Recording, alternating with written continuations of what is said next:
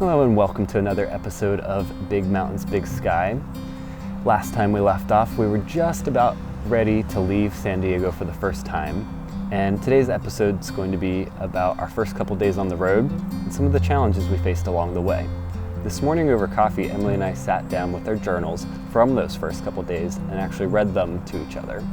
We recorded everything so you could follow along and see kind of how everything was going.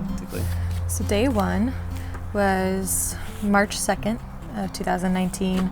The winds were supposed to be bad, so we changed our plans and headed to Julien rather than Anza-Borrego. Pulling away from the house brought up so many different feelings: excitement, anticipation, accomplishment, disbelief, joy, and almost a feeling of loss, strangely enough. There was already the sense of longing to keep working. It was so easy to fall into the day-to-day rhythm of production toward the very tangible goal of finishing Orion. It was so easy to work this hard when the end goal was so clear and the work was so rewarding. I'll miss it, but look forward to finding the next project to apply all the lessons learned toward. I think I'll miss working with my dad the most, but can't think of a more perfect time for experiencing this crazy ride with him. I also saw a turning point in my mother moving from resistance to support and excitement. A lot of it probably resulted from you joining this journey, but I like to think some of it was a result of what we created.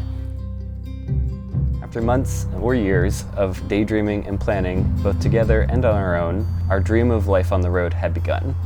We only drove an hour. We arrived around 1 p.m. to Ramona Oaks, and after settling in, we drove into a small town called Julien for pie, antique shops, and a beer.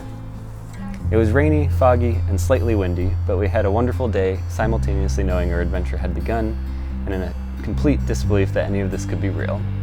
We were excited to return to our tiny moving home, and prepared a delicious yellow curry with fresh tomatoes and avocado, and some red wine as we discussed our excitement and our plan for the next few days.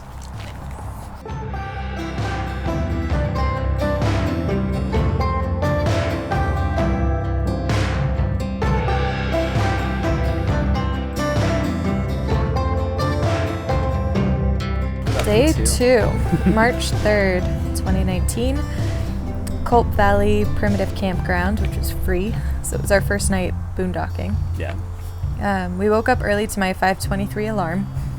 I assume we went to bed really early, or why would I have said it so early? So anyway, got up super early. We spent the morning working, made tea, Bear went for a run, and then we prepped the trailer for the drive. The drive was short but windy. Coming down was steep, but the view down into the valley was breathtaking. We found the primitive campsite and walked up to make sure there was a spot for the trailer before taking the dirt road in. We got an ideal spot, found out it wasn't level side to side and just needed to be raised. As we were raising the jack, there was a loud pop and it gave out. Luckily, the truck was still right underneath and caught it before it hit the ground. After some debate and realizing all repair shops were closed until Monday morning, we just reattached the trailer to the hitch. That's what you did. What just happened? It already broke. It gave out as we were raising up the trailer off of the tow hitch and fell down. Luckily, the truck was still there, so it caught it. So we were trying to decide if we were going to drive into town today or just wait until morning. We're a little off center at the moment, so we might try to straighten it out, but looks like everything's closed because it's a Sunday. So we're going to try to wait it out and go into town tomorrow. This has been an update by Emily and Christian. A little tired and discouraged, we headed in and were going to nap. We got settled and we heard the keys moving against the outside of the door. I had left them in the lock when we went in, and Christian shut the door fully, which meant we were locked inside. So now we're locked inside of the trailer. So Emily's unscrewing the screen. Who shut the door? Who left their keys in the door? We're quite prepared today. We had to unscrew everything from the front screen and bend the screen around the handles when we realized we didn't have the right sized Allen wrench. We were able to get it off eventually, and I slid through the window. There were lots of laughs and a far amount of frustration, but we coped with popcorn, chocolate, whiskey, and a nap. We woke up and went on the shorter hike connected to the campsite since we couldn't unhook the trailer and had lost a lot of the afternoon. Post-hike, we watched the sunset at our little table outside with some wine. The high was actually feeling the work-life balance and our first primitive spot. The low was the broken jack, not sure what it'll cost to fix, and the lost afternoon. Yeah, because we were going to go out hiking. It was going to be this huge day, thing. And, like, We made up for it because we went the next day. Yeah. But yeah. Also, my flower's missing. There used to be a flower there. attached to that. After our day in Anza-Borrego, we woke up for sunrise and began to plan our course of action for the day. Bill, our friend who had come to help with the jack, recommended we drive down to Hellhole Canyon to at least check out the wildflower bloom, at least for the first half mile. We drove down the mountain utilizing the newly discovered tow haul mode on the truck.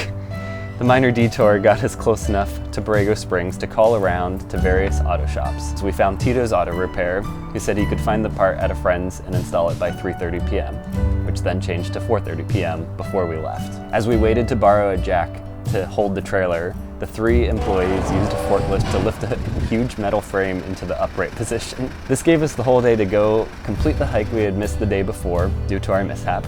And as we hiked up Hellhole Canyon, the flowers seemed to increase with each step. Eventually we found a small stream which grew into a larger stream as we worked up the trail. As we went further, the trail became harder to follow, but encouraged by hikers going back down of the promise of a waterfall, we hopped over many rocks and started down many wrong paths before finding our ways to a nice 20-foot waterfall in the desert. When we got back to Borrego Springs, we got some Mexican food and waited for 4:30 to come around. We called Tito and he said he needed 1 more hour, so Emily worked in the circle park while I set up a time lapse. We arrived at 5:30 and they had just started to remove the bolts from our old jack, but the new jack was installed in just 5 minutes. We wondered why that it would have taken all day, but the delay had allowed us to explore more and receive word that the piping for our wood stove had arrived in San Diego. So we hitched up and began our first nighttime drive back to San Diego. The next day we would spend installing the tiny stove, and then the day after that we'd plan to get back on schedule by driving directly from San Diego to Tucson, Arizona.